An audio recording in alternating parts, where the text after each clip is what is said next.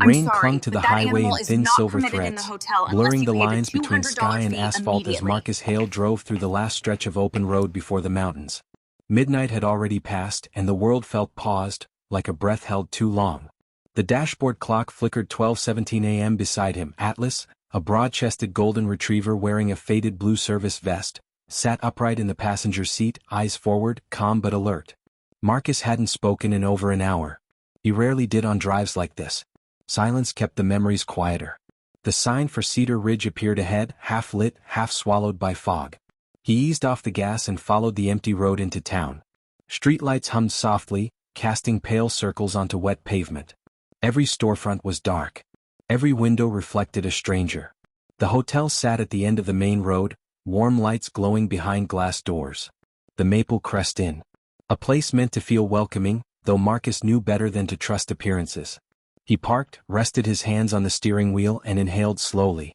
Atlas shifted slightly, pressing his side against Marcus's arm. Grounding. Present. Here. Inside, the lobby smelled of lemon cleaner and old carpet. A young clerk looked up from behind the desk, offering a polite, tired smile that faltered when she noticed the dog. "I'm sorry," she said gently, rehearsed words already forming. "We don't allow pets." Marcus placed a folder on the counter. His voice stayed level. "He's not a pet.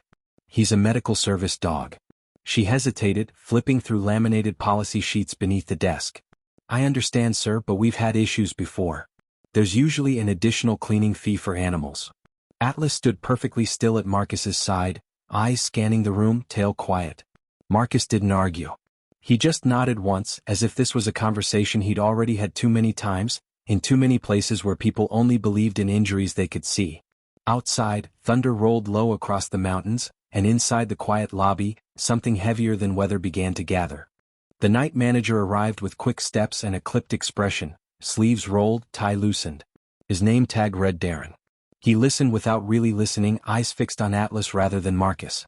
"We respect veterans," Darren said, the phrase polished smooth from overuse, "but policy is policy. Without verification from corporate, there's a $200 fee." Marcus opened the folder. Medical documentation. Certification. Training records. Darren glanced at them but didn't reach out. "People fake these things," he said. "You understand our position." Marcus did understand. That was the problem. Behind them, the lobby doors slid open as two travelers hurried in from the rain. They slowed when they sensed tension, watching without meaning to stare. Marcus's fingers tightened slightly on the counter. Atlas noticed first. The dog shifted closer, shoulder brushing Marcus's leg, a silent reminder of weight, of now. "I'm not trying to cause trouble," Marcus said quietly. "I just need the room. And I need him with me." Darren sighed, already turning away. "If you refuse the fee, I'll have to ask you to leave." The words landed harder than they should have. The hum of lights grew louder. The air felt thin. Marcus's chest tightened, breath snagging halfway in. The lobby blurred at the edges, sounds stretching and bending like distant echoes underwater. Atlas moved. One step forward. Then he gently placed his paw on the back of Marcus's hand. Not dramatic. Not loud. Just contact. Marcus blinked. Air rushed back into his lungs in uneven pulls. The floor steadied. The present returned inch by inch. A woman near the entrance lowered her umbrella, eyes wide. She had seen the moment. The tremor, the paw, the quiet rescue no one had trained their eyes to notice. Darren hadn't. He was still talking about liability and carpet damage. The woman reached for her phone, not to record a scene, but because something about what she'd just witnessed felt too important to disappear. And just like that, the story stopped belonging only to Marcus. By morning, the video had traveled farther than Marcus ever had.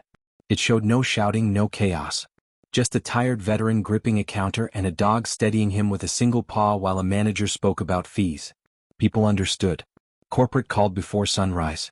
The general manager of Maple Crest arrived in person, raincoat still damp, expression stripped of corporate polish. He found Marcus sitting outside on a bench, Atlas's head resting across his knee. "Mr. Hale," he said carefully, "I owe you an apology. What happened last night should never have happened." Marcus listened, quiet, eyes on the waking sky. "All charges have been removed. Your stay is covered. But more than that, we're changing our training, effective immediately. No guest with a verified service animal will be questioned like that again." Inside the lobby, staff gathered near the desk. Darren stood among them, shoulders tight, face pale. He looked smaller in daylight. The manager continued, voice unsteady now. We forgot that not all injuries are visible. Your dog reminded us. Marcus looked down at Atlas, who blinked up at him, unaware of policies, headlines, or public relations. He had only done his job. I didn't want attention, Marcus said at last. I just wanted a room where I could sleep. You should have had that, the manager replied. Later, a small plaque appeared near the front desk. It didn't mention lawsuits or viral videos. It simply read, Service animals are not optional. Respect is not conditional. Travelers paused to read it. Some nodded. Some wiped their eyes without knowing why. Marcus checked out quietly the next morning. No cameras. No speeches. Just a handshake and a dog walking at his side. As he drove away, mountains rising ahead, Atlas rested his chin on the center console, watching the road. The world was still loud. Still complicated. Still slow to understand. But somewhere behind them, in one small hotel lobby, people had learned to recognize a different kind of emergency. One that didn't bleed, didn't shout, but mattered just the same.